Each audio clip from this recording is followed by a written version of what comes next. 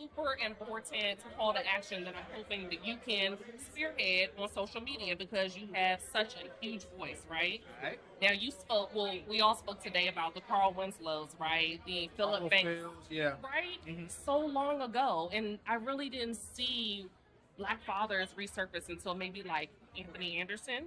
I feel like society wanted to paint this picture that Black fathers were absent from the household, right? Absolutely. All we saw were single moms, and then we're even seeing the rise of homosexuality, right, in families. We're seeing the two dads and the two moms, and that's fine as well, right? But where is the space for the Black dads? And thank God we have men like you who are creating content because representation matters, right? So what can we say to the corporate Americas, to the primetime TVs? Thank God we have Papa's House now, right?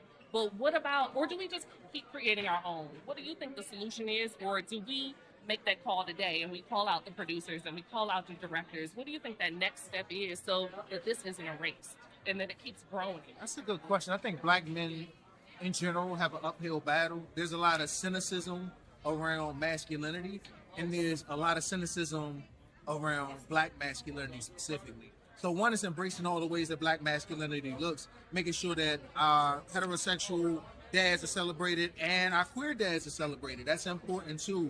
Making sure we appreciate and highlight the diversity of Black manhood, what that looks like and how it shows up in the world. I think most importantly, it's not Black men's job to convince the world that we're special and that we're worthy. It's Black men's job just to demonstrate exactly what we are and allow the world to bear witness. So what it is more men just putting their stories on tape. I'm not a unicorn. I'm not special. I just have more visibility than most Black men. I'm not the only Black man putting his daughters to sleep every night. I'm not the only Black man loving his woman. I'm not the only Black man contributing back to the community. That's absurd.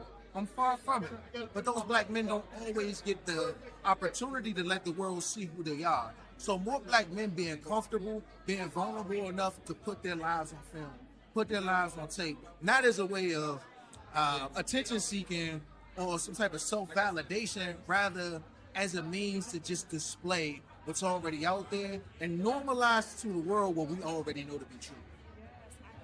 You see Black dads picking up their sons from school as if it's foreign. Yeah. You know, they're celebrating it on Instagram as if it's foreign. And all the Black dads I know, that's them. Yeah, that's the vibe. You Yeah. know what I mean? Yeah. But I want to thank people like you for making that popular, making that trending. Making it doesn't. I don't even want to say a trend because it should be a trend, right? And I think that you're going to make sure that it's not.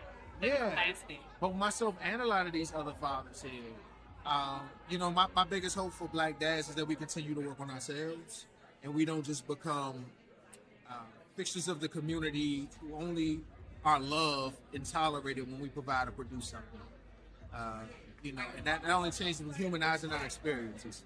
And we get our experiences humanized when we share them with the world. Both our wins and our losses, both our pluses and our shortcomings. We have to do it all because we do a very bad job as a society of humanizing men, specifically Black.